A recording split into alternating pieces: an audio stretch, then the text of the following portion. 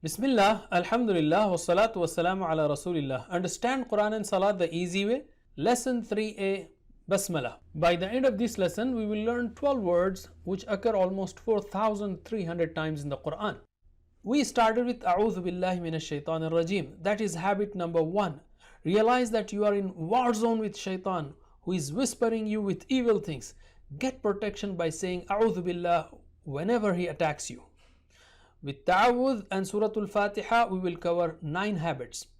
So we will start Surah Al-Fatiha now, which is the first surah of Quran and which is so important that Allah has commanded us to recite it every day, in every salah and in every rak'ah. And words of Al-Fatiha with Ta'awudh occur in the Quran almost 9,000 times. Bismillahir Rahmanir Rahim. This ayah is called Basmala. B is in, Ism is name. Bismi, in the name. Ism is singular, Asma is plural, like Asma'ul Husna, Allah's best names. Bismillah, in the name of Allah, which means I start my work in the name of Allah.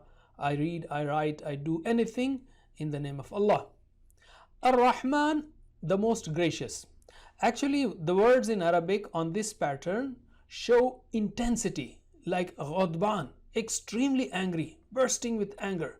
So Ar-Rahman is extremely caring and kind, intensely merciful. Ar-Rahim, the most merciful. The words on this pattern show continuity, like Jameel, beautiful. Will you call someone beautiful who was ugly yesterday? So Ar-Rahim means continually caring and kind, continually merciful. Allah subhanahu wa ta'ala is Ar-Rahman Ar-Rahim. So you got to multiply the intensity with continuity. When you recite this, imagine or visualize the care and kindness of Allah. Look how He has designed the earth, sun, clouds, rain, food, parents, and your own body, especially the digestive system, for us to survive. So recite it with the hope of getting His help and with the feelings of praising Allah for His extreme care and kindness. This is habit number 2. That is, we start every work with the name of extremely caring and kind Allah. And when we do that, naturally He will grant His blessings in this world and His absolute rahmah in akhirah, continuous and never-ending rahmah. When we start with Basmala, it reminds us not to do anything that displeases Ar-Rahman. Ar-Rahmanu allama al-Quran.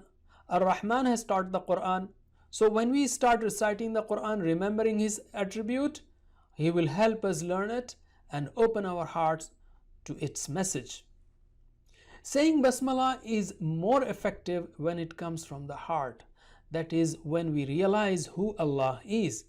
So we say, Oh Allah, help us study the Quran and your names and attributes so that we can realize your greatness and your rahmah. That's it for now. See you in lesson 3b. Jazakumullah khair. Wassalamu alaikum wa rahmatullahi wa barakatuh.